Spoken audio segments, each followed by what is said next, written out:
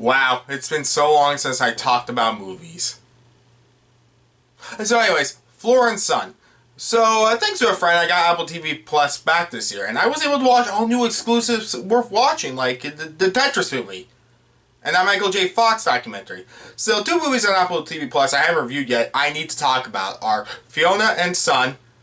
I said Fiona and Son, it was Flora and Son.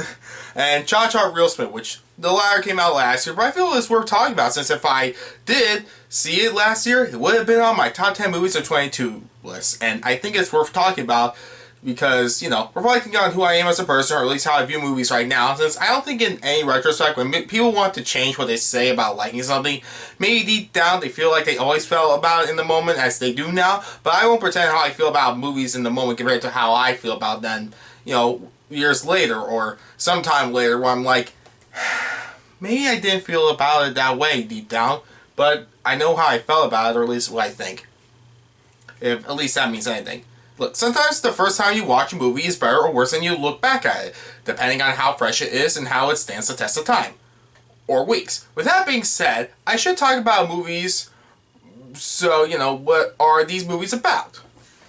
So, released in 2023, Flora and Son is the newest John Carney film, known for Sing Street, Once and Beginning, which I haven't seen any of those movies. They are on my watch list, I heard good things about them, but as a first impression, I can easily see why his work is beloved. Between his passion for storytelling and musical influences, Flora and Son is about Fiona.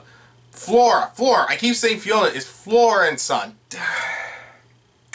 God, I really haven't done this in a while. Anyways, Flora and Son. So Flora is played by Eve Hewson, who is a single mother living in Dublin, and you can definitely tell she's Irish. Without direction or ambition, as she hasn't really grown up and isn't seen as the most professional, which she is, and that's what I like about the character, more on that later. Her teenage son Max, played by Orén Kinlan, struggles socially and has been in trouble with the police for petty theft, so told to give Ian a hobby. Alright, Ian is her ex-husband, Max is the son. Anyways, yeah, so told to give Max a hobby, Flora finds a thrown-out guitar for him to try. Though showing no interest, she decides to pick it up herself to show she is capable of being as good at music as her ex-husband, played by Jack Reynor. So she takes online lessons from Jeff, played by Joseph Gordon Levitt, where the two form a connection that helps her become the parent Max needs and the adult she should be. Released in 2022, Cha Cha Real Smooth is the sophomore film of writer-director Cooper Raiff, who stars in this film as well.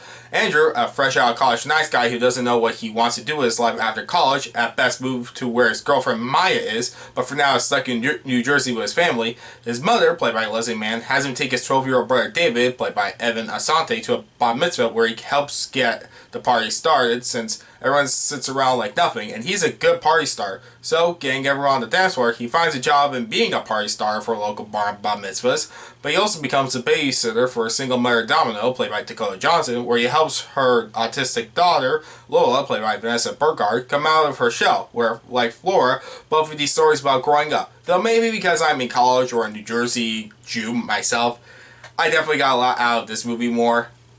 Probably. Maybe, I don't know. I think Flora and Son is really good, but nothing great, honestly. It's not bad. I don't think it does much wrong, as I really like Eve Hewson's performance as this flawed but relatable character that is kind of a bad mother since she focuses too much on herself, and I really like the scene between her and her husband about him saying they devote too much time to her son, and she realizes that they are not. There's like, he's facing problems, and it's kind of on them for being bad examples. As well as every scene between her and Joseph Gordon Levitt, because I like Joseph Gordon Levitt. You know, he's one of those actors I wish people talk about more. He's a really likable guy. I feel like he's like in everything, and not enough people talk about him. You know, whatever. Joseph Gordon Levitt is really good in this movie, and hell, he's good in every category. But this movie is, in many ways, this movie is good in pretty much every category, but never rose above the good section. The performances are good, the music is good, the connections formed are good, if not simple, but effective. I did care about these characters, but I'd be lying if the story wasn't predictable and could have gone a lot more in-depth with other characters. Like, I can't really say much flaws, but it's one of those cases of, well, it does everything right, but not exceptionally, so it's good in that sense. And some movies can be have more flaws, but they could have done things more interestingly. Sometimes a movie can do both, and sometimes it does one or the other. I think there's nothing wrong as long as it's the movie people want to make, and I do feel this is something someone wanted to tell, and I think it's a good story for many people. I think it's a really good movie. There's nothing wrong with that. But Yeah, as I said, I'd be lying if I thought the story wasn't predictable and I could have gone a lot more in depth with other characters. But I can easily see myself watching this movie again, and it's perfect in what it wants to be. So, I guess I like Cha Cha Real Smooth more because I think it's great about growing up more than anything else. I mean, yeah, I guess it's been a bit late for me to talk about this since it did come out last year.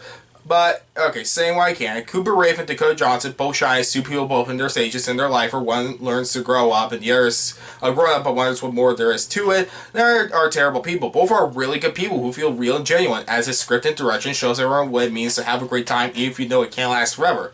You don't have to stop being who you are because of it, but you still know you have to change the parts of you that means this is who you gotta be and this is who you want to be. I could have done a full review of this movie on its own, but, you know, again, it came out last year. It does feel a bit too late to talk about it, but I do feel like it's worth mentioning because I would replace the Banshees of Inisherin on my 22 best of list because I know Banshees of Inisherin is a better movie. I'll get to it. But I love everything about this movie. Everyone's identifiable. Everyone feels like they could be the main character of their own story, which I guess I thought was lacking in Flora and Son. If there's anything I got out of this movie, it was that you can make a feel-good movie about a simple premise and shine by being optimistic, full of heart, and not having to try hard or pandering to tell a story that many people might want to be darker or more serious. Because this movie is spectacular. It gives me something I wish I had in 2022. Or, hell, I'll need it now more than ever because of reasons. But, yeah, I guess because Banshees of Inisherin, it is a better movie, I know, but this movie speaks to me more. So I will say I'm glad I got Apple TV Plus back. Well, I wouldn't say I got back. I got it from a friend to watch these two fantastic movies. It has made some of my favorite movies of the past few years, and I'll also use it to when I'll wait for Killers of the Flower Moon to be on it. Because listen, I'm in college and I'm busy. I know this is sin for me to not go see a Martin Scorsese movie on the big screen if I can. But this is 4 hours long. I mean, 4 hours, it's 3.5, but the credits, when I get there, it'll be like half a day in there. The point is, I'm glad to have this back, and I'm glad I'm able to have seen the movie. I only have so much time, and what I do with it, I think I want to be happy. And if you want to be happy, watch these movies. I give Flora and Son a 7.5 out of 10. I give Cha Cha Real Smooth a 9 out of 10.